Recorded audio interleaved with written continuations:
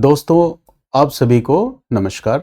आप सभी का स्वागत है हमारे इस YouTube चैनल पर, जहां इतिहास वैकल्पिक विषय history optional subject UPSC mains के लिए इसकी कक्षाएं topic wise sub topic wise format में निःशुल्क उपलब्ध करवाई जाती हैं। तो मैं सौरभ गोस्वामी और आज हम लेक्चर नंबर 11, बेसिकली ये वीडियो नंबर 11 है। और पिछली क्लास में लेक्चर नंबर 10 में हमने डिस्कस किया था सिंधु घाटी सभ्यता की राजनीतिक व्यवस्था के बारे में, पॉलिटिकल सिस्टम के बारे में। और आज हम डिस्कस करने जा रहे हैं सिंधु घाटी सभ्यता की जो दूसरी अन्य समकालीन सभ्यताएं हैं, जैसे मेसोपोटामिया की सभ्यता या मिस्र की सभ्यता, इजिप्ट की सभ्यता। इसके साथ जो मूलभूत तुलना हो सकती है, उन्हीं तुलनात्मक अध्ययन को हम आज करने जा रहे हैं। लेक्चर नंबर 10 में मुझे इस टॉपिक को शामिल करना था, बट ड्यूरेशन ज़्यादा हो जाने की वजह से हम नहीं कर पाए थे। तो चलिए इस टॉपिक की शुरुआत करते हैं। तो आज हमारे सामने जो विषय है वो है लेक्चर नंबर 11 का टॉपिक, और वो है कि सिंधु घाटी सभ्यता का अन्य समकालीन सभ्यताओं के साथ तुलना। यानी अन्य समकालीन सभ्यताओं की बात जब हम करेंगे तो एक हम बात करेंगे मेसोपोटामिया की सभ्यता के साथ तुलना, और दूसरा हम करेंगे इजिप्ट या मिस्र की सभ्यता के साथ तुलना। तो वैसे ये टॉपिक बहुत ही बेसिक या फाउंडेशनल लेवल पे एनसीईआरटी की क्लास 12th में भी दिया हुआ है, आर.एस. शर्मा की बुक में, और इससे सवाल पूछे भी जा चुके हैं, जीएस में भी पूछे जा चुके हैं। तो ये टॉपिक जीएस वाले बच्चों के लिए भी इम्पॉर्टेंट है। तो देखते हैं। तो जैसे सिंधु घाटी सभ्यता की राजनीतिक व्यवस्था के बारे में, पॉलिटिकल सिस्टम के बारे में इसके पहले की क्लास में मैंने आपसे डिस्कस किया था, और मैंने आपको बताया था कि सिंधु घाटी सभ्यता में जो राजनीतिक व्यवस्था थी वो संभवतः राजतांत्रिक व्यवस्था थी। हम कोई भी बात निश्चित रूप से इसलिए नहीं कह सकते क्योंकि सिंधु घाटी सभ्यता में जो साहित्यिक साक्ष्य हैं वो मौन हैं, और हमें जो भी जानकारी मिलती है वो पुरातात्विक साक्ष्यों से ही मिलती है।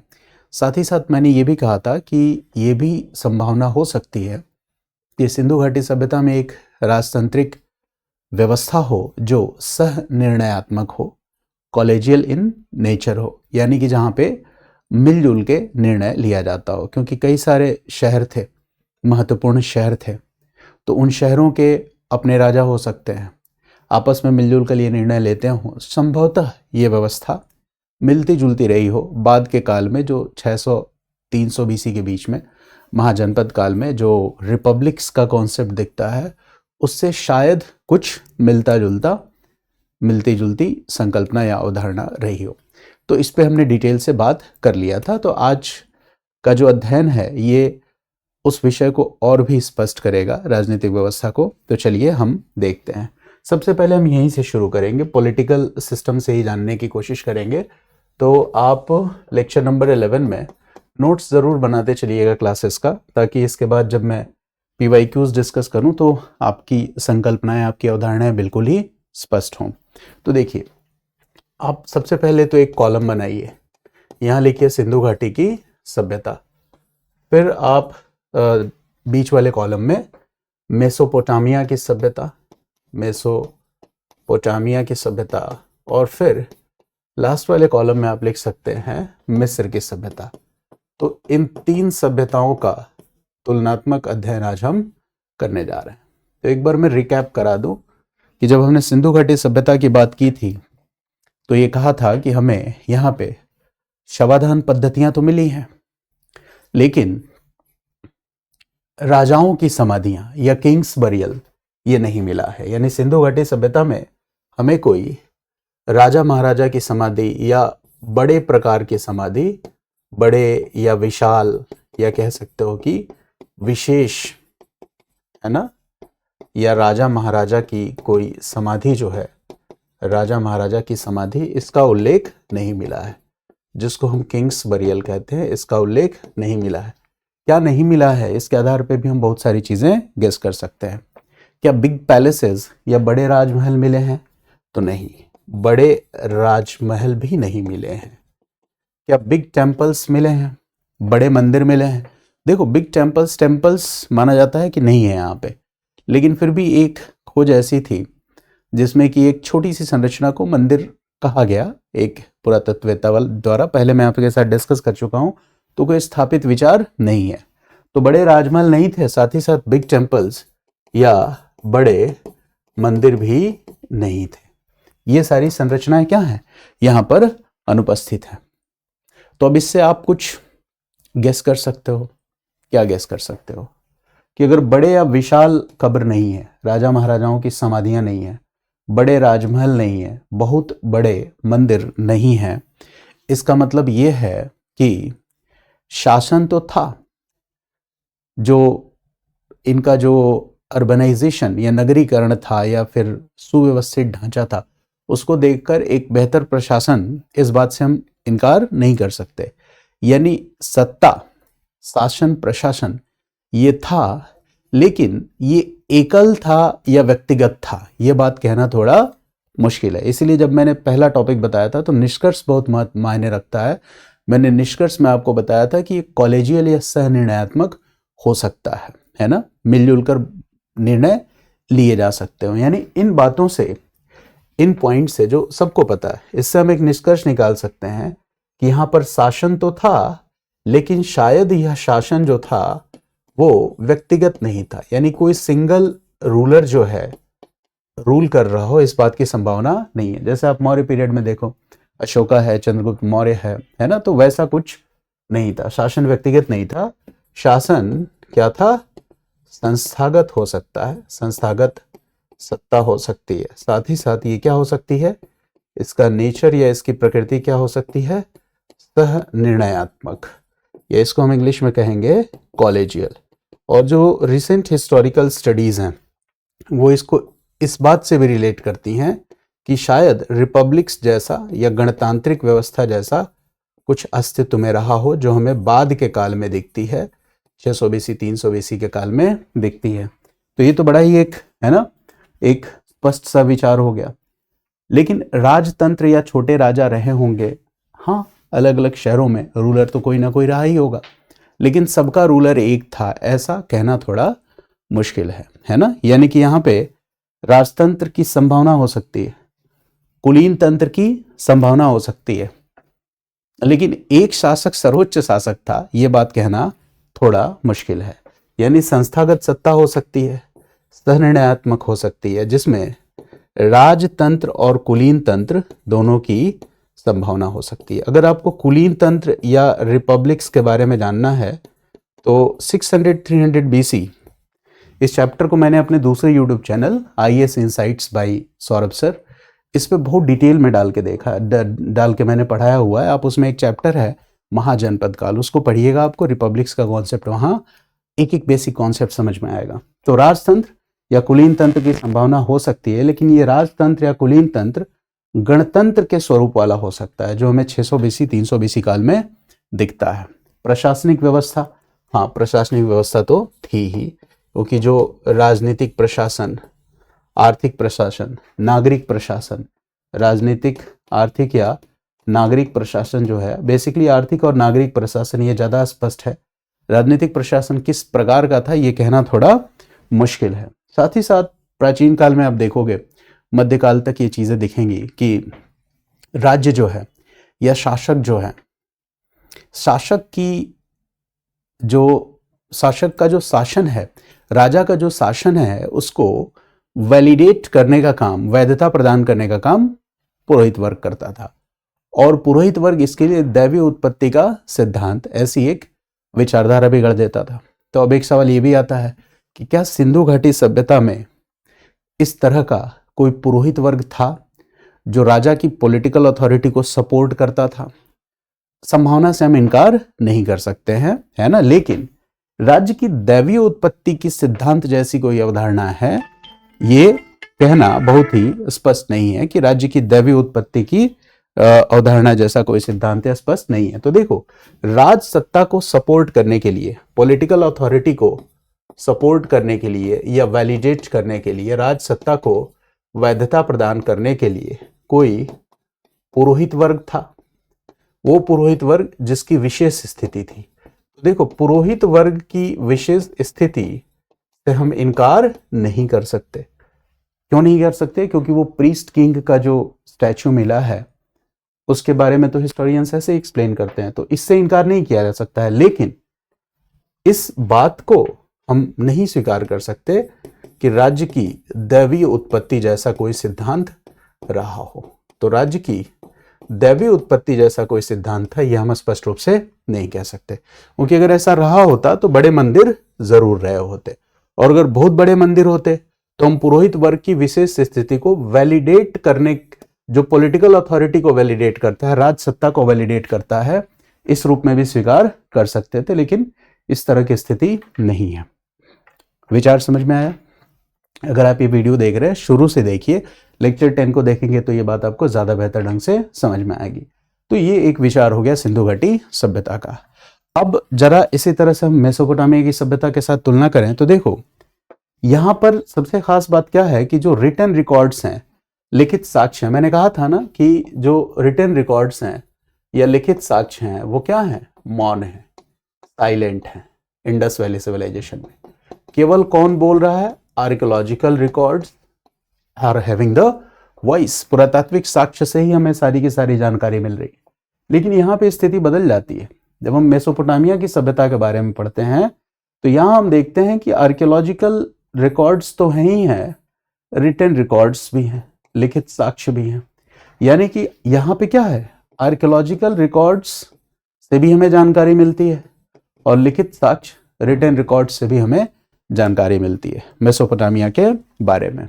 और किन किन चीज़ों की जानकारी मिलती है? तो इससे हमें रिटन रिकॉर्ड से, लिखित साक्ष्यों से हमें राज सत्ता की भी जानकारी मिलती है, पॉलिटिकल पावर या पॉलिटिकल अथॉरिटी की जानकारी मिलती है। इससे हमें नगरीय प्रशासनिक व्यवस्था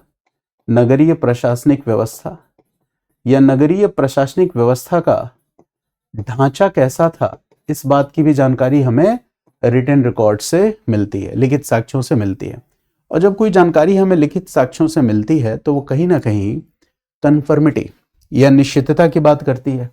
और ये रिटन रिकॉर्ड्स बताते हैं कि मेसोपोटामिया में जो भी शहर थे, हर शहर का अपना एक राजा हुआ करता था। तो ये रिटन रिकॉर्ड्स बताते हैं कि मेसोपोटामिया में हर शहर का एक राजा हुआ करता था। यहाँ पे हमने क्या किया? गेस किया, अनुमान लगाया। यहाँ ये बात स्पष्ट है कि हर शहर का क्या होता था? राजा होता था। अच्छा, मेसोपोटामिया से हमें ये भी पता चलता है रिटन रिकॉर्ड से कि यहाँ पे जो राजा होता था उसको, राजा जो था वो रिप्रेजेंटेटिव ऑफ गॉड या देवताओं के प्रतिनिधि के रूप में स्वीकार किया जाता था। राजाओं को देवताओं के प्रतिनिधि के रूप में स्वीकार किया जाता था। अब देखो ये कॉन्ट्राडिक्शन है पूरी तरह से। सिंधु घाटी सभ्यता में राजाओं को देवता के प्रतिनिधि के रूप में नहीं स्वीकार किया जा रहा है, मेसोपोटामिया में राजाओं को देवता के प्रतिनिधि के रूप में स्वीकार किया जा रहा है। बहुत बड़ी बात है। अब जब हम इधर आते हैं मिस्र की सभ्यता में, तो मिस्र की सभ्यता में क्या स्थिति है? तो देखो कमोबेश ऐसी स्थिति हमें मिस्र के सभ्यता में भी देखने को मिलती है। कैसी स्थिति देखने को मिलती है? तो पहली चीज, जितनी भी समकालीन सभ्यताएं थी, यानी कि मेसोपोटामिया हो या सिंधु घाटी सभ्यता हो या मिस्र हो, है ना, तो पॉलिटिकल अथॉरिटी या राज सत्ता का सबसे सशक्त रूप यही देखने को मिलता है। कहां पे? मिस्र में। और यहां पे जो राज्य सत्ता है इसके साथ क्या जुड़ा हुआ है? तो इसके साथ दैवीय उत्पत्ति का सिद्धांत भी जुड़ा हुआ है। डिवाइन पावर और डिवाइन अथॉरिटी जुड़ा हुआ है। देखो, जब भी राजनीतिक सत्ता के साथ दैवीय उत्पत्ति का सिद्धांत जुड़ा होगा, ऐसी दशा में इस सिद्धांत को गढ़ने वाला हमेशा कौन होगा? पुरोहित वर्ग होगा या रिलीजियस क्लास होगा। यानी ऐसी स्थिति में जो पुरोहित वर्ग है या रिलीजियस क्लास है, ये क्या कर रहा है? तो पुरोहित वर्ग या रिलीजियस क्लास यहां पर जो राजनीतिक सत्ता है इसको वैधता प्रदान कर रहा है, वैलिडेट कर रहा है। सिंधु घाटी सभ्यता में यह स्थिति नहीं थी। यहां पर पराओ नाम के देवता का भी जिक्र मिलता है। पराओ नाम के देवता का भी जिक्र मिलता है। पराओ कुछ लोग फरोहा भी कहते हैं, फराओ नाम के देवता का भी जिक्र मिलता है। और ये जो देवता है फराओ, गॉड, ठीक है, ये क्या है, अल्टीमेट लेजिटिमाइजर ऑफ पावर, ठीक है। तो ये गॉड ये क्या कर रहा है, राजनीतिक सत्ता को वैधता प्रदान कर रहा है। सिंधु घाटी सभ्यता में हमें ऐसी स्थिति देखने को नहीं मिली थी, है ना। और जब ऐसी स्थितियां रहेंगी कि राज सत्ता को धर्म सत्ता वैलिडेट कर रही है, फराओ गॉड, दैवी उत्पत्ति का सिद्धांत, तो स्वाभाविक सी बात है, ये लॉजिकल, आप लॉजिकली डिराइव कर सकते हो कि फिर ऐसी स्थिति में बड़े मंदिर या बिग टेम्पल्स ये मिस्र में रहेंगे। तो बिग टेम्पल कॉम्प्लेक्सेस मिस्र में हमें मिले हैं, और यहाँ पे जो बड़े मंदिर हैं, बिग टेम्पल कॉम्प्लेक्सेस, ये स्टेट आइडियोलॉजी, राज्य की विचारधारा को भी वैलिडेट करते हुए दिख रहे हैं। तो ये क्या कर रहे हैं, जो स्टेट आइडियोलॉजी है या राज्य की विचारधारा है, इसको भी वैलिडेट करते हुए देख रहे हैं। तो ये तुलना का एक पक्ष हुआ, संभवतः आप समझ चुके होंगे। अब देखो क्या है, दूसरी बात आपको मैं समझाऊं कि, और हम आगे बढ़ते हैं इसी तुलना में।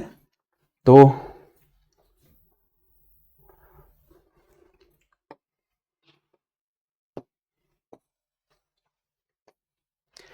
पहला पार्ट क्या है, सिंधु घाटी सभ्यता, ये क्या है, मेसोपोटामिया, और यहाँ पे क्या है, इजिप्ट। तो तुलनात्मक अध्ययन में और एक पार्ट हम जोड़ते हैं। देखो, सिंधु घाटी सभ्यता का जब हमने अध्ययन किया, तो सिंधु घाटी सभ्यता के अध्ययन में एक बात तो हमने समझ ली थी कि सिंधु घाटी सभ्यता का विस्तार जितना है ना, ये क्या है, बहुत ही विस्तारित सभ्यता है, विस्तृत क्षेत्र में फैली हुई है। यानी कि ऐसी स्थिति में व्यवस्था को सुचारू रूप से चलाने के लिए एक केंद्रीकृत प्रशासन का होना बहुत ही आवश्यक था। तो सेंट्रलाइज्ड एडमिनिस्ट्रेशन, केंद्रीकृत प्रशासन, इस बात को तो हम स्वीकार कर लेते हैं कि सेंट्रलाइज्ड एडमिनिस्ट्रेशन था, केंद्रीकृत प्रशासन था, क्योंकि यहां पर हमें जो बाट माप की प्रणाली है, weight system of weights and measurement, ये एकीकृत दिखता है, एकीकृत बाट माप की प्रणाली है, जो बहुत बड़ी बात है। अगर एकीकृत unified system of weight and measurements है, एकीकृत माप बाट की प्रणाली है, इसका मतलब स्पष्ट है कि ये पूरी की पूरी व्यवस्था क्या है, केंद्रीकृत है। इसी तरह से ईंटों का आकार देखो, ईंटों के आकार को देख के भी अब बात कह सकते हो। मनके जो हैं, अलग अलग क्षेत्रों से जो मनके मिले हैं, उनमें भी एक तरह की यूनिफॉर्मिटी देखी गई है, तो इससे भी हम अंदाजा लगा सकते हैं। लेकिन जब हमने सिंधु घाटी सभ्यता को अध्ययन किया था, तो इसके साथ ही साथ ये भी हमने कहा था कि सिंधु घाटी सभ्यता केंद्रीकृत होने के साथ साथ जो इसमें विभिन्न क्षेत्र थे, ठीक है ना, हमने एक वर्ड पहले डिस्कस किया हुआ है, एक कॉन्सेप्ट डिस्कस किया हुआ है, वो क्या है, कल्चरल यूनिफॉर्मिटी। कल्चरल यूनिफॉर्मिटी यानी सिंधु घाटी सभ्यता में कल्चरल यूनिफॉर्मिटी के तत्व थे। क्यों कल्चरल यूनिफॉर्मिटी के तत्व थे, पहले मैंने आपको बता दिया है कि कल्चरल यूनिफॉर्मिटी के तत्व इसलिए है क्योंकि ये अलग अलग फेजेस में विकसित हुई सभ्यता है, जिसमें प्री हड़प्पन कल्चर है, अर्ली हड़प्पन कल्चर है, मैच्योर हड़प्पन सिविलाइजेशन है, और फिर इसके डिक्लाइन के बाद क्या है, लेट हड़प्पन सिविलाइजेशन है। यानी जब सिंधु घाटी सभ्यता के सांस्कृतिक विकास की प्रारंभिक अवस्था थी, तब इस सभ्यता का जो मूल रूप या चरित्र था वो क्षेत्रीय था। फिर सिंधु घाटी सभ्यता की जब परिपक्व स्थिति बनी, मैच्योर फेज हुआ, तो यहां पे आके ये क्या हो गया, केंद्रीकृत हो गया। और फिर लेट हड़प्पन फेज में जब सिंधु घाटी सभ्यता के अर्बन एलिमेंट्स या शहरी तत्वों का डिक्लाइन हो गया, तो फिर यहां पर यह सभ्यता आके दोबारा क्या बन जा रही है, क्षेत्रीय बन जा रही है। इसका मतलब प्रारंभिक स्तर पर जब यह सभ्यता विकास की अवस्था में है, तो इसमें रीजनल एलिमेंट्स डोमिनेट कर रहे हैं। मैच्योर फेज के बाद जब ये सिविलाइजेशन डिक्लाइन के फेज में है, पतन की स्थिति में है, तो यहां पर भी रीजनल एलिमेंट्स, क्षेत्रीय तत्व क्या हो रहे हैं, डोमिनेट कर रहे हैं। यह बात आपको समझ में आया। इसका मतलब क्या है कि अगर हम बात करें कि सिंधु घाटी सभ्यता क्या क्षेत्रीय एकीकरण के तत्वों को दर्शाती है, हाँ, ये क्षेत्रीय एकीकरण के तत्वों को दर्शाती है, क्योंकि यहाँ पे क्षेत्रीय एकीकरण ही अंततः इसको क्या बनाता है, केंद्रीकृत या सेंट्रलाइज्ड बनाता है। लेकिन जब हम मेसोपोटामिया की सभ्यता में देखते हैं तो यहाँ पे स्थिति थोड़ी सी अलग है। जैसे मेसोपोटामिया के कुछ शहर हैं जिनका नाम है उर, लगस, ये मेसोपोटामिया के कुछ शहरों के नाम है। बेबीलोन, ठीक है, बेबीलोन, ये मेसोपोटामिया के कुछ शहरों के नाम है। अच्छा, अंतर मैं क्या बताना चाह रहा हूं, तो देखो, सिंधु घाटी सभ्यता के जो शहर है, चाहे वो हड़प्पा है, चाहे वो मोहनजोदाड़ो है, चाहे धौलावीरा है, लोथल है, राखीगढ़ी है, ठीक है, इन शहरों की जो आयु है वो बहुत लंबी है। आयु लंबी होने का मतलब क्या है कि ये शहर जो हैं ये शॉर्ट लिव्ड नहीं है। यानी हड़प्पा या मोहनजोदाड़ो, अगर हम मैच्योर फेज की बात करें तो 2600 बीसी से 1900 बीसी का समय, जो लगभग 700 साल का समय है। यानी कि ये शहर विकसित अवस्था में कितने समय तक रह गए, तो कुल 700 वर्षों तक रह गए। और अगर हम ये रीजनल एलिमेंट्स वाले कॉन्सेप्ट को, क्षेत्रीय संस्कृतियों के विकास वाली संकल्पना को एक्सेप्ट करें तो इसकी आयु और पहले से मानी जा सकती है और बाद के समय तक मानी जा सकती है। जबकि मेसोपोटामिया की ये जो शहर है उर, लगस या बेबीलोन, ये शॉर्ट लिव्ड है। ये शहर उतने दीर्घ काल तक विकसित नहीं रह पाए जितने दीर्घ काल तक सिंधु घाटी सभ्यता के शहर विकसित रह गए थे। यानी इन शहरों की जो प्रकृति थी वो क्या थी, फ्रेजाइल थी, अल्पकालिक थी सिंधु घाटी सभ्यता के शहरों के तुलना में। और ऐसा तभी बन सकता है, ऐसी स्थिति तभी बन सकती है जब जैसे क्षेत्रीय एकता के तत्व, यानी कि जो क्षेत्रीय तत्व, रीजनल एलिमेंट्स जो हैं, यही रीजनल एलिमेंट्स आगे चल के कल्चरल यूनिफॉर्मिटी की नींव डालते हैं। यही क्षेत्रीय तत्व आगे चल के सांस्कृतिक एकरूपता की नींव डालते हैं। तो शायद इस तरह की कोई चीज यहाँ पे एब्सेंट थी। यानी कि मेसोपोटामिया की सभ्यता में जो क्षेत्रीय तत्व हैं, रीजनल एलिमेंट्स, ये उतने प्रभावी नहीं थे जितने कि सिंधु घाटी सभ्यता में थे। अगर ये रीजनल एलिमेंट्स ज्यादा प्रभावी होते तो ये कल्चरल यूनिफॉर्मिटी या सांस्कृतिक एकता की नींव डालते, और जब ये सांस्कृतिक एकता की नींव डालते तो मेसोपोटामिया के ये शहर थे, ये शॉर्ट लिव्ड और फ्रेजाइल नहीं होते, अल्पकालिक नहीं होते, ये दीर्घकाल तक क्या होते, विकसित होते। ठीक है, ये चीज है। अब एक तीसरा पक्ष है ना, इजिप्ट की सभ्यता देखें तो देखो, इजिप्ट जो है, इजिप्ट को स्टेबल पॉलिटिकल टेरिटरी माना जाता है। यानी सिंधु घाटी सभ्यता और मेसोपोटामिया, इन दोनों से भी ज्यादा अगर कोई स्थिर राज्य है तो स्थिर सत्ता जो है, स्थिर क्षेत्रीय राज्य है, वो इजिप्ट है। यानी कि जो तत्व हमें सिंधु घाटी सभ्यता में दिखता है उसका और ज्यादा सशक्त रूप हमें कहां दिखता है, इजिप्ट की सभ्यता में। ये बहुत महत्वपूर्ण है ना। यहां पे नील नदी की घाटी थी, और नील नदी की घाटी वो भौगोलिक एकता प्रदान कर रही थी। यहां पे जो हम कल्चरल यूनिफॉर्मिटी की बात कर रहे हैं, तो यहां पे नील रिवर की घाटी जो है, नील रिवर वैली, ये एक बहुत बड़ा फैक्टर बनी कल्चरल यूनिफॉर्मिटी, सांस्कृतिक एकता, सांस्कृतिक एकरूपता के लिए। और यही कारण है कि इजिप्ट की सभ्यता इन तीनों ही सभ्यताओं से कह सकते हैं कि ज्यादा स्थिर क्षेत्रीय राज्य के तत्वों को दर्शा रही है, स्टेबल टेरिटोरियल ऑर्डर को दर्शा रही है ना। तो यहाँ पे जो भी शहर है वो शॉर्ट लिव्ड और फ्रेजाइल नहीं होंगे, वो फिर से क्या होंगे, दीर्घकालिक होंगे, सिंधु घाटी सभ्यता के शहरों की तरह होंगे। तो अगर हम कहें कि सिंधु घाटी सभ्यता, इजिप्ट और मेसोपोटामिया, इन तीनों सभ्यताओं में से क्षेत्रीय एकीकरण, साथ ही साथ सांस्कृतिक एकरूपता के तत्व सबसे ज्यादा प्रभावी रूप से कहां दृष्टिगत होते हैं, दिखते हैं, तो आपका आंसर होगा सिंधु घाटी सभ्यता में और इजिप्ट में। ठीक है, तो ये बात नोट कर लीजिएगा, लिख लीजिएगा कि सिंधु घाटी सभ्यता, इंडस वैली सिविलाइजेशन और इजिप्ट की सभ्यता में जो क्षेत्रीय एकीकरण के तत्व हैं, सांस्कृतिक एकरूपता के तत्व हैं, लिख लीजिए इसको कि सिंधु घाटी सभ्यता, ये मैं यहां लिख दे रहा हूं, सिंधु घाटी सभ्यता, इसको लिख लीजिए, इंपॉर्टेंट नोट, क्योंकि जो मैंने बताया उसका जो लॉजिकल कंक्लूजन है वो यही है कि सिंधु घाटी सभ्यता और मिस्र की सभ्यता में, सिंधु घाटी सभ्यता और मिस्र की सभ्यता में क्षेत्रीय एकीकरण और सांस्कृतिक एकरूपता के तत्व, क्षेत्रीय एकीकरण और सांस्कृतिक एकरूपता के तत्व, सांस्कृतिक एकरूपता के तत्व अधिक प्रभावी रूप से, सांस्कृतिक एकरूपता के तत्व अधिक प्रभावी रूप से दृष्टिगत होते हैं या दृष्टिगोचर हैं, ऐसा आपने लिख लिया। ठीक है, तो ये मतलब होता है ना कि जैसे हम 100-150 वर्ड्स में आंसर लिखना है, तो कई बार क्या होता है हम इन लाइंस को रटने लगते हैं, तो जब आप इसको रटोगे तो भूल जाओगे, क्योंकि आपको उसका मतलब नहीं समझ में आएगा ना।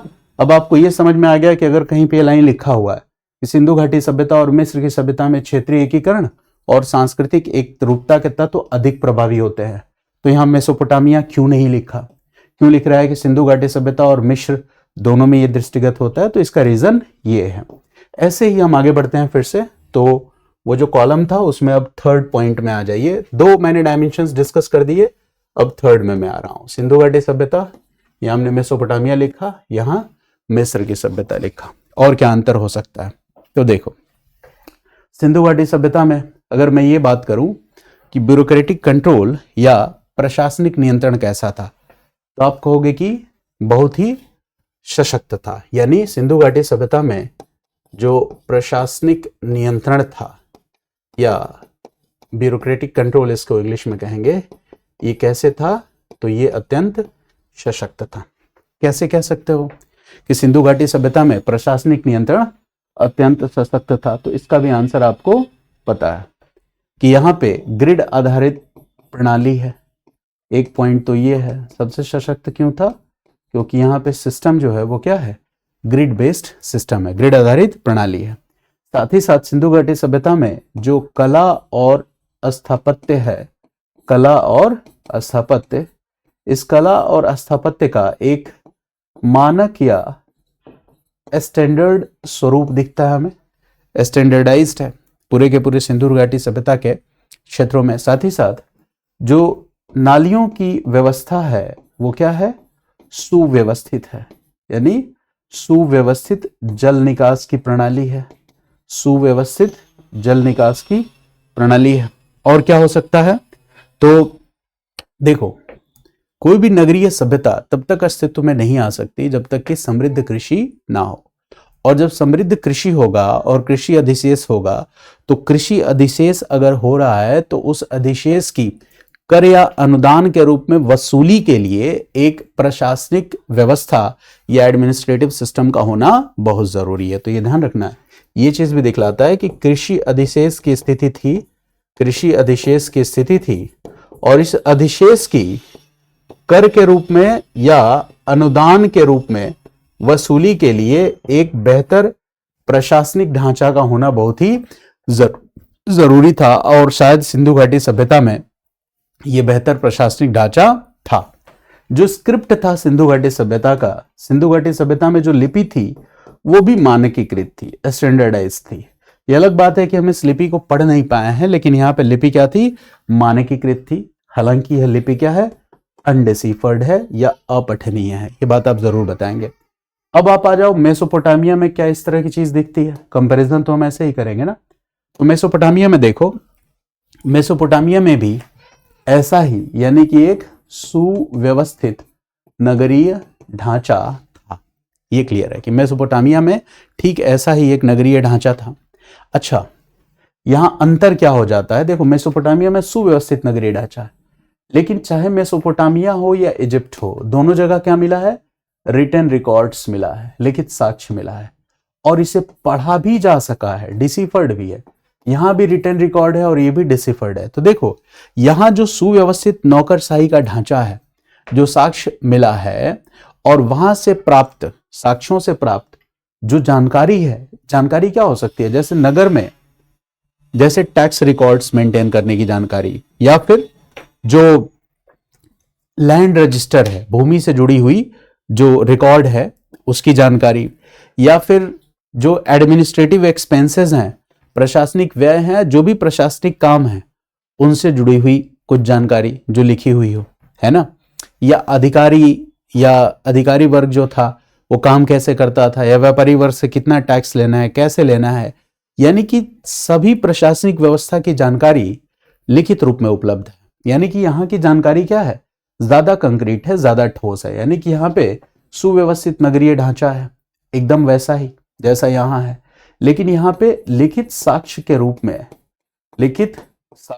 रूप में प्रशासनिक कार्य की जानकारी भी उपलब्ध है, प्रशासनिक कार्यों की जानकारी भी उपलब्ध है। जैसे अभिलेखों में हमारे पास कर से जुड़े हुए अभिलेख है, हमारे पास क्या है, लैंड रिकॉर्ड्स, भू रजिस्टर है, हमारे पास क्या है, इस बात की जानकारी है कि अधिकारी प्रशासनिक नियंत्रण को कैसे स्थापित करते थे, हमारे पास इस बात की लिखित जानकारी है कि व्यापारी कितना कर राज्य को देते थे, उनसे कितना कर वसूला जाना है। इन सभी की बड़ी ही व्यापक जानकारी उपलब्ध है मेसोपोटामिया में।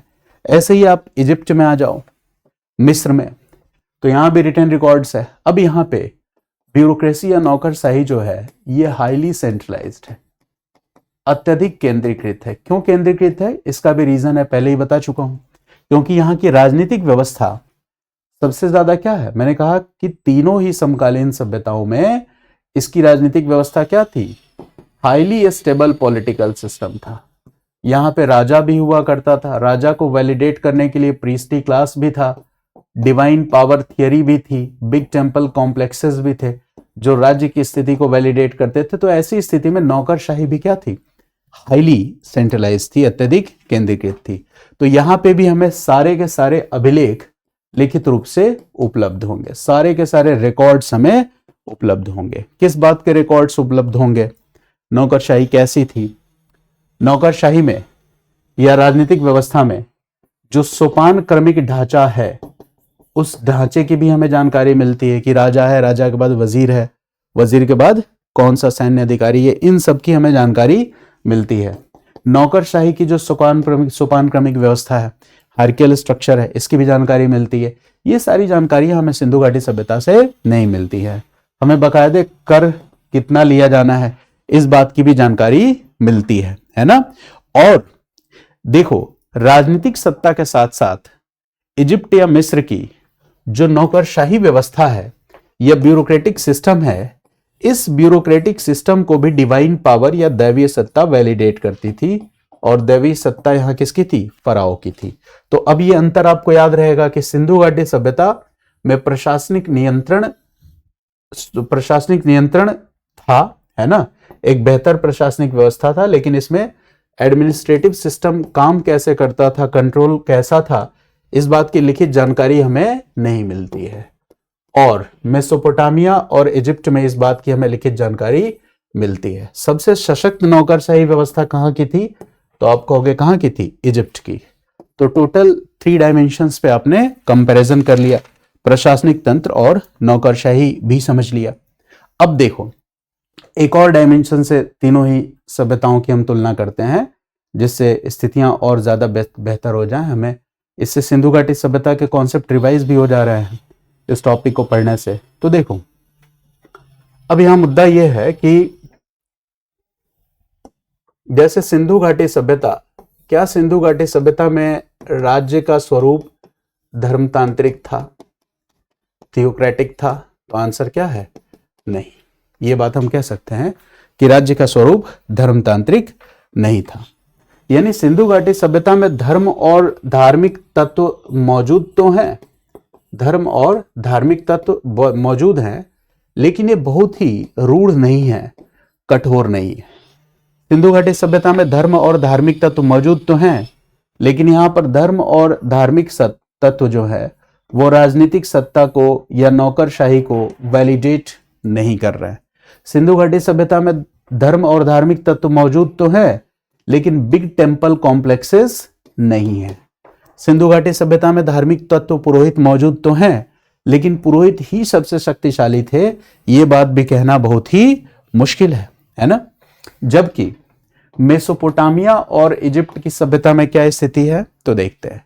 मेसोपोटामिया में देखो टेम्पल्स हमें मिले हैं, और यहां पे इन टेम्पल्स को जिगुरेट्स कहा जाता था।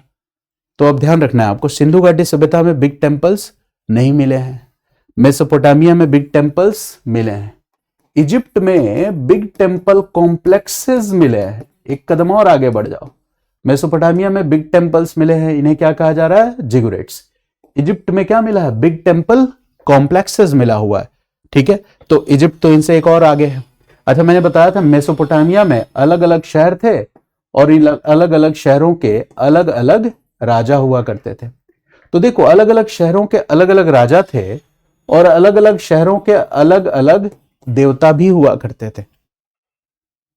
अलग अलग शहरों के अलग अलग राजा, अलग अलग शहरों के अलग अलग देवता। इजिप्ट में स्थिति अलग है। देखो, अलग अलग शहरों के अलग अलग राजा और सबका एक राजा, सबका एक देवता, फराओ। इसीलिए मैंने कहा कि इजिप्ट का जो पॉलिटिकल सिस्टम था कंपैरेटिवली वो क्या था? वो ज्यादा स्टेबल था, ठीक है।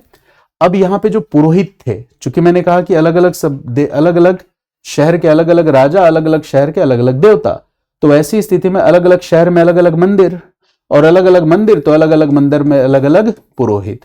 तो क्या मेसोपोटामिया में पुरोहित वर्ग महत्वपूर्ण होगा? हाँ, महत्वपूर्ण होगा। क्या मेसोपोटामिया में पुरोहित वर्ग के पास आर्थिक शक्ति या आर्थिक नियंत्रण होगा? तो हम कह सकते हैं हाँ, यहां पे आर्थिक शक्ति या आर्थिक नियंत्रण होगा। अब यहां आ जाओ इजिप्ट में, तो इजिप्ट में तो फराओ वैलिडेट कर रहा है ना, साथ ही साथ यहां पे राजनीतिक व्यवस्था सबसे अधिक केंद्रीकृत है, हाईली सेंट्रलाइज्ड और स्टेबल है। तो एक राजा है और इस राजा की सत्ता को सर्वोच्च वैधता भी प्रदान करी जा रही है, यानी ऐसी स्थिति में यहां जो पुरोहित वर्ग है ये भी महत्वपूर्ण हो जाएगा।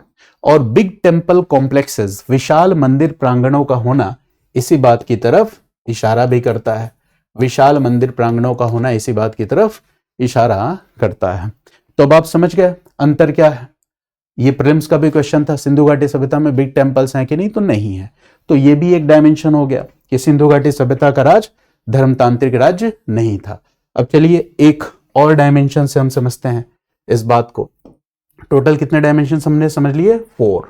अब इसमें एक और डायमेंशन हम ऐड करते हैं, फिफ्थ डायमेंशन।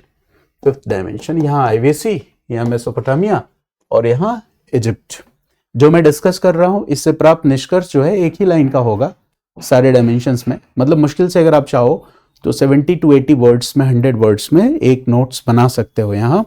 तो चलो अब आगे देखते हैं मिलिट्री पावर को लेकर कि सिंधु घाटी सभ्यता में मिलिट्री पावर कैसा था, सैन्य शक्ति कैसी थी। तो देखो, मैंने बताया था कि जो ओल्डर स्टडीज हैं, पुराने अध्ययन है 1950 से 1980 के बीच में, वो इस बात पे ज्यादा जोर देते हैं कि सिंधु घाटी सभ्यता कैसी थी। तो एक शांति प्रिय या पीसफुल सिविलाइजेशन थी, है ना। यहाँ के लोग बहुत ही पैसिफाइड थे। लेकिन अभी रिसेंट स्टडीज जो हैं उन्होंने कहा कि देखो, उत्खननों से हमें तांबे के, मतलब लोहा तो नहीं है, ध्यान रखना, सिंधु घाटी सभ्यता के दौर में लोहा या आयरन उपलब्ध नहीं है।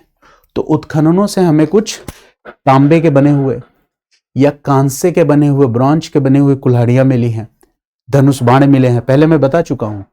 बुलक कार्ट्स मिले हैं, बुलक कैरियट्स, बैल रथ मिले हैं जो संभवतः प्रारंभिक रथ युद्ध के दौरान यूज किए जाते हों। नगरों में सिटी वॉल्स या मजबूत नगर दीवारों का होना, ये क्या दिखलाता है कि कहीं ना कहीं, या फिर जैसे सुत कैंगोडोर हो गया, ऐसे कुछ साइट्स जो है, कुछ शहर हैं सिंधु घाटी सभ्यता के, वो ट्रेड पोस्ट के साथ साथ, व्यापारिक चौकी के साथ था, स्ट्रेटेजिक पोस्ट, सामरिक चौकी की भी भूमिका निभाते हैं। इससे ये बात तो समझ में आती है कि सिंधु घाटी सभ्यता, है ना, के लोग आक्रामक सैन्य नीति में विश्वास न करते हों, लेकिन कहीं ना कहीं वो रक्षात्मक सैन्य नीति में विश्वास जरूर करते थे, डिफेंसिव, जैसे सिटी वॉल का होना और तमाम ऐसी चीजें, वो डिफेंसिव पॉलिसी को भी दिखलाता है। तो ध्यान रखना है कि सिंधु घाटी सभ्यता, जिसको पूर्णतः शांति प्रिय सभ्यता कहा जाता है, ये कहना ठीक नहीं है। हम कह सकते हैं कि लोग मुख्यतः, है ना, रक्षात्मक सैन्य नीति में विश्वास करते थे। मिलिटराइजेशन था, सैन्यवाद था, लेकिन इसका स्तर क्या था? बहुत ही कम था, यानी लेस मिलिटरिस्टिक सिंधु घाटी सभ्यता के लोग थे। तो सिंधु घाटी सभ्यता की जो नई स्टडीज हैं, लेटेस्ट स्टडीज, वो पूर्णतः शांति प्रिय सभ्यता, पूर्णतः शांति प्रिय सभ्यता, इस दावे को क्या कर देते हैं? खारिज कर देते हैं। क्योंकि हमें उत्खननों से क्या मिला है? तो तांबे का बना हुआ, कांसे का बना हुआ क्या मिला है? कुल्हाड़ियां मिली है, धनुष बाण मिले हैं, पॉटरीज पे जो चित्रांकन है उसमें युद्ध के दृश्य हैं, मोहरों पर जो चित्रांकन है उनमें युद्ध के दृश्य हैं, नगरों में दीवार या सिटी वॉल्स की स्थिति है, डिफेंसिव वॉल्स हैं। इसके अलावा कुछ सिंधु घाटी सभ्यता के महत्वपूर्ण शहर हैं जैसे सुतकेंगुडोर, वो ट्रेड पोस्ट या व्यापारिक चौकी होने के साथ साथ स्ट्रेटेजिक पोस्ट हैं। तो इनको देख के हम ये कह सकते हैं कि सिंधु घाटी सभ्यता पूर्ण शांतिप्रिय सभ्यता थी। ऐसा कहना ठीक नहीं होगा, हम ये कह सकते हैं कि कम सैन्यवादी थी या सैन्यवाद का स्तर निम्न था, और इनकी जो पॉलिसी थी, इनकी जो नीति थी वो मुख्यतः रक्षात्मक, मेनली डिफेंसिव थी। तो ऐसा हम कह सकते हैं। अब देखो मेसोपोटामिया में क्या है, यहाँ तो रिटन रिकॉर्ड्स, लिखित साक्ष्य हैं, और लिखित साक्ष्य यहाँ बताते हैं कि ये जो अलग अलग शहर है, छोटे छोटे राज्य हैं, आपस में निरंतर युद्ध करते रहते थे, यानी अंतः युद्ध, इंटर रीजनल वॉर्स की स्थिति लगातार बनी रहती थी। तो देखो लगातार युद्ध होते रहते थे अलग अलग शहरों में। इस तरह की कोई बात हमें सिंधु घाटी सभ्यता के बारे में नहीं पता चलती क्योंकि रिटन रिकॉर्ड है नहीं, लेकिन मेसोपोटामिया की सभ्यता के बारे में पता चलता है कि यहाँ पे जो अलग अलग शहर हैं, राज्य हैं, वो आपस में एक दूसरे से लड़ रहे हैं। हर शहर का अलग अलग राजा होता था, तो हर राजा की अपनी एक प्रोफेशनल आर्मी है ना भी होती थी, हर राजा की अपनी एक पेशेवर सेना भी होती थी, है ना। यहां से हमें रथ का साक्ष्य मिला है, कांसे के हथियार का साक्ष्य मिला है, तांबे के हथियार का साक्ष्य मिला है। तो यहां यह बात स्पष्ट है कि युद्ध की स्थिति थी और अलग क्षेत्रीय राज्य आपस में संघर्ष करते रहते थे। यानी यहाँ पे जो मिलिटराइजेशन था, सैन्यवाद था मेसोपोटामिया में, इसका स्तर कम नहीं था, है ना, अधिक था। यानी सिंधु घाटी सभ्यता की तुलना में यहाँ पे क्या था, सैन्यवाद ज्यादा है, यानी हाईली मिलिटराइज्ड स्टेट्स हैं। राज्य के राजाओं की अपनी सेना है ना, और वो अपने युद्ध और साम्राज्य विस्तार के लिए निरंतर युद्ध करते रह रहे हैं। इस बात की जानकारी हमें लिखित साक्ष्यों से मिली है। अच्छा, इजिप्ट में आप आओगे तो पहले ही बता चुका हूं, सब लॉजिकली एक दूसरे से जुड़ा हुआ है कि सबसे ज्यादा हाईली स्टेबल पॉलिटिकल सिस्टम है, ब्यूरोक्रेटिक सिस्टम हाईली सेंट्रलाइज्ड है, नौकरशाही व्यवस्था अत्यधिक केंद्रीकृत है। इसका मतलब सेनाएं जो होंगी राजा की, अब अलग अलग राज्य के अलग अलग राजा, सबका एक बड़ा राजा, इसके पावर को फराओ से वैलिडेशन मिल रहा है, तो इस राजा की अपनी एक प्रोफेशनल आर्मी होगी कि नहीं। यानी एक बहुत बड़ी केंद्रीकृत सेना का उल्लेख इजिप्ट में मिलता है। रथों के प्रयोग का साक्ष्य हमें इजिप्ट में मिलता है। तो इससे भी हम इन तीनों भी सभ्यताओं के बारे में तुलना कर सकते हैं। चलिए कुछ और चीजों को हम देखते हैं। कितने डायमेंशंस हो गए? 5। कुछ और डायमेंशंस को देखें, इससे पहले के टॉपिक आपके थोड़े रिवाइज भी हो जाएंगे, तो मेरा उद्देश्य है कि वो आप थोड़ा रिवीजन भी कर लें। तो कुछ और डायमेंशंस को देखते हैं। डायमेंशन नंबर 6, यहाँ लिखता हूँ इंडस वैली सिविलाइजेशन, यहाँ मैं लिखता हूँ मेसोपोटामिया, और यहाँ लिखता हूँ इजिप्ट। तो देखो डायमेंशन नंबर 6 में आर्किटेक्चर और पॉलिटिकल सिंबलिज्म को लेके हम स्थापत्य और पॉलिटिकल सिंबलिज्म, राजनीतिक प्रतीकवाद, इसको लेके हम एक तुलनात्मक दृष्टि देखते हैं। तो सिंधु घाटी सभ्यता में देखो, राजनीतिक प्रतीकवाद के रूप में राजमहल नहीं है, राजाओं की समाधि नहीं है, कहाँ है, राजाओं से जुड़े हुए कोई बहुत बड़े स्ट्रक्चर्स नहीं है, न ही हमें बिग सेरिमोनियल सेक्रीफाइसेस, बड़े अनुष्ठानिक यज्ञ, इसकी भी जानकारी हमें नहीं मिलती है।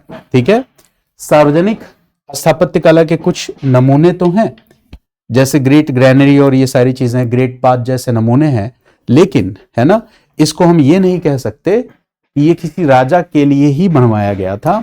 हम ये कह सकते हैं कि सार्वजनिक स्थापत्य के नमूने जो सिंधु घाटी सभ्यता से हमें मिलते हैं, वो एक नागरिक व्यवस्था के पक्ष, सिविक ऑर्डर या सिविक एडमिनिस्ट्रेशन के पक्ष हो सकते हैं। मेसोपोटामिया में स्थिति अलग है। यहाँ जिगुरेट्स मिलते हैं, जो मंदिर का ही कह सकते हो कि एक सिस्टम है। ये धार्मिक केंद्र भी हुआ करता था, राजनीतिक केंद्र भी हुआ करता था। ठीक है, इजिप्ट में आते हो तो यहाँ पिरामिड मिलता है। इजिप्ट में आते हो तो बिग टेम्पल कॉम्प्लेक्सेस, बड़े मंदिरों के प्रांगण भी मिलते हैं, है ना। यहाँ ओबेलिक्स जैसी संरचना भी मिलती है। तो ये तो क्लियर हो गया ना कि सिंधु घाटी सभ्यता में बहुत बड़े मंदिर, बिग टेम्पल्स, बिग पैलेसेस या राजाओं की समाधियां ये नहीं थी। ठीक है, लिपियों के बारे में मैं बता चुका हूं। जब आप तीनों में तुलना करो तो लिपि से भी एक तुलना कर सकते हो। एक बेसिक जानकारी तो आपको है कि सिंधु घाटी सभ्यता की लिपि कैसी थी, ये तो आपको पता है कि सिंधु घाटी सभ्यता के लोग साक्षर थे, हाँ। लिखना जानते थे, हाँ। इनकी एक स्क्रिप्ट है, उस स्क्रिप्ट का नाम क्या है? Pictographic script. क्या ये डिसिफर हुआ है? नहीं, अभी तक इस स्क्रिप्ट को या इस लिपि को पढ़ा नहीं जा सका है। ठीक है, सिंधु घाटी सभ्यता से हमें कोई दीर्घ शिलालेख जैसा, अशोक के शिलालेख जैसी कोई चीज नहीं मिलती है। कोई ऐसा हिस्टोरिकल रिकॉर्ड लिखित नहीं मिला है जिसको पढ़ के हम इस सभ्यता के बारे में बहुत कुछ जान सके। जबकि जब हम मेसोपोटामिया में आते हैं तो इनकी स्क्रिप्ट जो है वो कही जाती है क्यूनिफॉर्म स्क्रिप्ट, और इस स्क्रिप्ट को पढ़ा भी जा सका है। यानी मेसोपोटामिया सभ्यता के बारे में हमारी जो जानकारी है वो अधिक निश्चयात्मक है ना, क्योंकि वो पढ़ा जा सका है, पढ़ के हम जानते हैं। किंग क्या करते थे, राजा क्या करते थे, यहाँ पे है ना, इंस्क्रिप्शंस भी लिखवाते थे, अभिलेख भी लिखवाते थे, जिससे अपनी राजाज्ञा या पॉलिटिकल पावर, राजनीतिक सत्ता को वो वैलिडेट कर सके या वैधता प्रदान कर सके। यही जब आप इजिप्ट में जाते हो, मिस्र में जाते हो, तो यहाँ पे भी स्क्रिप्ट है, लिपि है, और ये क्या है? डिसिफर्ड है, यानी इसे पढ़ा जा सका है। ठीक है, इजिप्ट की जो लिपि है इसे हायरोग्लिप्स कहते हैं, हायरोग्लिप्स स्क्रिप्ट कहते हैं। इजिप्ट में एक और स्क्रिप्ट है जिसे हम हायरैक्टिक स्क्रिप्ट कहते हैं। तो यहाँ की लिपियों को पढ़ा जा सका है ना। तो ये तुलना बहुत ही क्लियर है कि सिंधु घाटी सभ्यता में लिपि तो है लेकिन पढ़ी नहीं जा सकी। इसीलिए सिंधु घाटी सभ्यता की अधिकांशतः जानकारियां हैं, उनके बारे में जब हम लिखते हैं तो शब्द यूज करते हैं संभवतः, ऐसा रहा होगा, है ना। यानी निश्चितता के साथ कहना थोड़ा मुश्किल हो जाता है। पुरातात्विक साक्ष्य ज्यादा महत्वपूर्ण है, जबकि मेसोपोटामिया और इजिप्ट के पुरातात्विक लिखित साक्ष्य, जैसे देखो जब हम इंटरनेशनल ट्रेड की बात करते हैं तो मैंने आपको बताया था ना कि दिलमुन, मगन और मेलुहा, तो ये जो रिकॉर्ड है जहां मेलुहा को हम इंडस वैली सिविलाइजेशन के साथ रिलेट करते हैं, ये हमें कोई सिंधु घाटी सभ्यता से थोड़ी ना मिला है। ठीक है, तो देखो ये जो रिटन रिकॉर्ड है ये सिंधु घाटी सभ्यता का नहीं है ना। हालांकि इस रिटन रिकॉर्ड को वैलिडेट करने के लिए जो पुरातात्विक साक्ष्य हैं, आर्कियोलॉजिकल एविडेंसेस हैं, वो सिंधु घाटी सभ्यता में मौजूद है। और दोनों को जब हम मिला के पढ़ते हैं तब एक इंटरनेशनल ट्रेड या अंतर्राष्ट्रीय आर्थिक नीति जो है, अंतर्राष्ट्रीय आर्थिक व्यापार, इसके बारे में हम अपना एक ओपिनियन, अपना एक विचार बना पाते हैं। तो मुझे लगता है कि अब कम से कम 150 वर्ड या 180 या 200 वर्ड्स आप इस विषय पे लिख सकते हो कि सिंधु घाटी सभ्यता और अन्य समकालीन सभ्यताओं के साथ इसकी तुलना कीजिए। ये जीएस के लिए भी ये क्वेश्चन इंपॉर्टेंट हो सकता है। तो आज के डिस्कशन के बाद आप, मुझे लगता है कि 150 या 200 वर्ड्स इजीली लिख सकते हैं। और आज की डिस्कशन बेसिकली क्या थी, जैसे जैसे वीडियोस आगे बढ़ते जाएंगे आप पाओगे कि पहले जो हमने कॉन्सेप्ट्स को डिस्कस किया है वो बहुत ज्यादा रिपीट होने लगे हैं। इसलिए मैं हमेशा आप लोगों से ये बात कहता हूं कि शॉर्टकट की तरफ मत भागो, टॉपिक को एक बार डिटेल में समझो। आप जब एक बार उन कॉन्सेप्ट्स को, उन संकल्पनाओं को समझ लोगे तो फिर ऐसा लगेगा जैसे अब कोई दूसरी किताब पढ़ने की जरूरत नहीं है। जैसे जब ये मैं चैप्टर फिनिश करूंगा, अभी 4-5 वीडियोज इसमें और अपलोड करूंगा, और इतने डिटेल में अपलोड करने का मतलब ये है कि आपको मैं, मतलब तमाम बुक्स जो आप पढ़ते रहते हो हर साल, जो अपना स्टडी मटेरियल अपडेट करते रहते हो, उससे मैं थोड़ा सा आपको बचा लूँ, है ना। कि जब आपने इंडस वैली सिविलाइजेशन की सारी वीडियोस देख ली, अपने नोट्स बना लिए, PYQs को भी धीरे धीरे प्रैक्टिस करना शुरू कर दिया, तो फिर एक स्टेज ऐसी डेवलप होगी कि फिर जब आप PYQ को उठाओगे या सिंधु घाटी सभ्यता से कभी प्रश्न पूछे जाएंगे तो आपको लगेगा यार कितना ही आसान क्वेश्चन है, और मैं तो नींद से उठ के भी लिख दूं, मुझे रिवीजन की जरूरत नहीं है। और वो स्थिति बनेगी, वो स्थिति कैसे बनेगी, तो जब मैं PYQs भी करवा दूंगा तो फिर आप उस चीज़ को देखना। तो फिलहाल के लिए इतना ही, फिर अगली क्लास में हम कोई नया सब टॉपिक लेंगे और उस पर बात करेंगे। चलिए, आप सभी का बहुत बहुत धन्यवाद।